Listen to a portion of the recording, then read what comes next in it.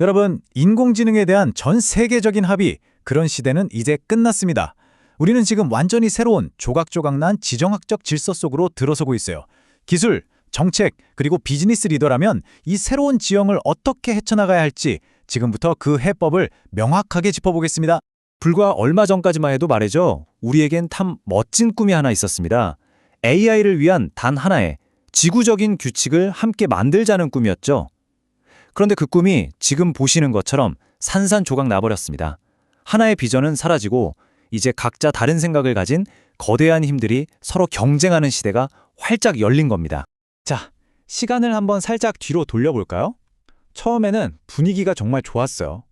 법적 강제성은 없지만 다 같이 좋은 방향으로 가보자. 이런 소프트로를 기반으로 전 세계가 AI 윤리에 대해 머리를 맞대던 그런 시기가 분명히 있었습니다. 실제로 보세요. 굵직한 국제기구들이 다 나섰죠. 2019년 OECD를 시작으로 2021년에는 유네스코에서 무려 193개국이 합의를 했고요. 그리고 가장 최근인 2024년에는 유엔까지 나서서 구체적인 권고안을 내놨습니다. 그야말로 전 세계가 한마음 한뜻으로 움직이는 것처럼 보였던 그런 낙관론이 가득했던 시기였어요. 그런데 말이죠, 이 완벽해 보였던 그림에 아주 치명적인 약점이 하나 있었습니다. 마치 모래 위에 지은 성 같았다고 할까요? 바로 강제성이 없었다는 겁니다. 우리 다 같이 이거 지킵시다 약속은 했는데 만약에 안 지키면 어떨 건데 라는 질문에는 아무도 답을 못했던 거죠. 그리고 바로 그 지점에서 모든 게 달라지기 시작합니다. 하나의 꿈이 여러 개의 현실로 쪼개지는 거대한 분열의 시대가 막을 올린 겁니다. 그래서 이제 전문가들은 딱 잘라 말합니다. 규범의 다극화 시대가 왔다고요. 이게 무슨 말이냐면 더 이상 세계 공통의 규칙은 없고 힘 있는 나라들이 각자 자기만의 규칙, 자기만의 표준을 만들어 나가는 시대가 됐다는 뜻입니다. 그럼 이 새로운 판을 짜는 선두들은 누구일까요? 바로 이 세 강자, 미국, 유럽연합, 그리고 중국입니다. 지금 보시는 이 그림이 현재 상황을 아주 잘 보여주는데요. 마치 세 갈래 길처럼 완전히 다른 방향으로 뻗어나가고 있죠. 이들이 바로 AI 시대를 지배하려는 세계의 디지털 제국이고 이들은 생각하는 방식 자체가 근본적으로 다릅니다. 자, 그럼 이 세 제국 뭐가 어떻게 다른지 한번 제대로 뜯어볼까요? 먼저 미국은 딱 한마디로 시장에 맡기자 이거예요. 빅테크 기업들이 자유롭게 혁신을 펼칠 수 있게 해주는 게 최우선 목표죠. 기술 리더십을 뺏기지 않겠다는 겁니다. 반면에 유럽은 정반대입니다. 사람이 먼저다라는 거죠. 인간의 존엄성과 기본권을 보호하기 위해 강력한 규제를 만들고 이걸 전 세계 표준어로 만들려는 이른바 브뤼셀 효과를 노리고 있어요. 마지막으로 중국은 좀 독특해요. 국가가 아주 강력하게 개입해서 산업 성장과 사회 안정을 동시에 잡겠다는 국가주도 모델입니다. 데이터를 통제해서 자기들만의 AI 생태계를 만들고 있죠. 이렇게 철학이 다르니까 당연히 부딪힐 수밖에 없겠죠.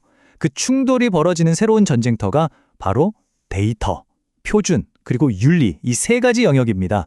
첫 번째 전장, 바로 데이터 패권 전쟁입니다. 예전에는 그냥 인터넷에 있는 데이터를 마구잡이로 긁어모으는 스크레이핑이 최고였어요. 근데 이제는 어림도 없죠. 소송 한번 잘못 걸리면 회사가 휘청하니까요. 그래서 요즘 전쟁은 AP통신이나 레딧 같은 곳에 돈을 주고서라도 깨끗하고 좋은 데이터를 사오는 품질의 전쟁으로 완전히 바뀌었습니다. 양보다 질의 시대가 된 거죠. 두 번째는 철학의 전쟁입니다. 이건 마치 AI의 미래를 보는 두 관점의 충돌 같아요. 한쪽엔 파멸론자들이 있습니다. 이분들은 이러다 AI한테 인류가 지배당하는 거 아니야? 같은 아주 먼 미래의 실존적 위협을 걱정해요. 폭풍이 오고 있다! 고 외치면서 강력한 규제를 요구하죠. 반면 다른 한쪽엔 가속주의자들이 있습니다. 이들은 아니 당장 눈앞에 있는 데이터 편향이나 불평등 문제부터 해결해야지 라고 말해요. 로켓은 이미 발사됐는데 괜히 과도한 규제로 혁신의 발목을 잡지 말라는 겁니다. 그런데 여기서 정말 기가 막힌 현실이 드러납니다.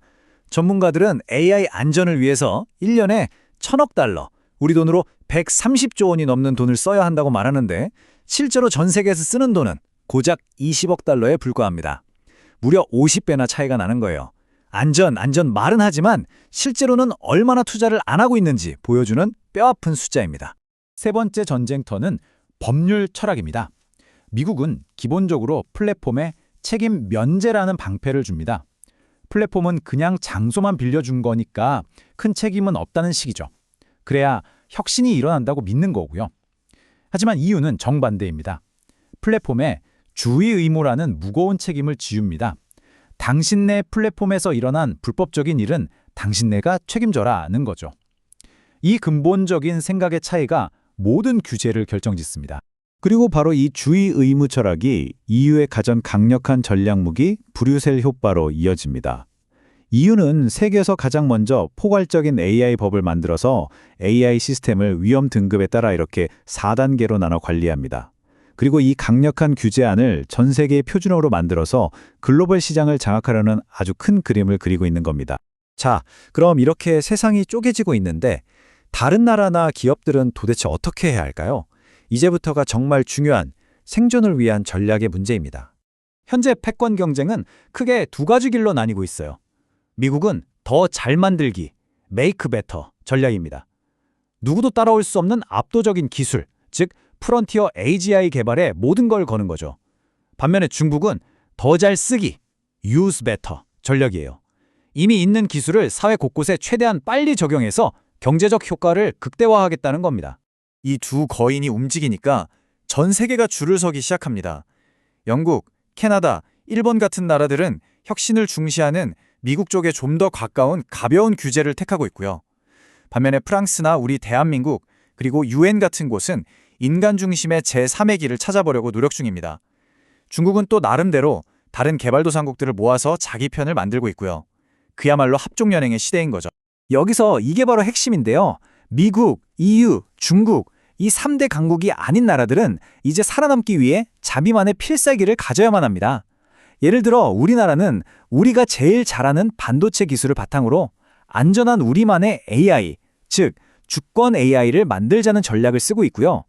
베트남 같은 나라는 아예 클라우드 인프라에 올인해서 단숨에 기술 격차를 뛰어넘으려는 인프라 도약을 꾀하고 있습니다. 자, 오늘 분석의 핵심 딱 4가지로 정리해 드릴게요. 첫째, AI에 대한 글로벌 합의의 시대는 끝났습니다. 둘째, 각기 다른 규칙을 가진 미국, EU, 중국이라는 세 개의 디지털 제국이 세상을 나누고 있습니다.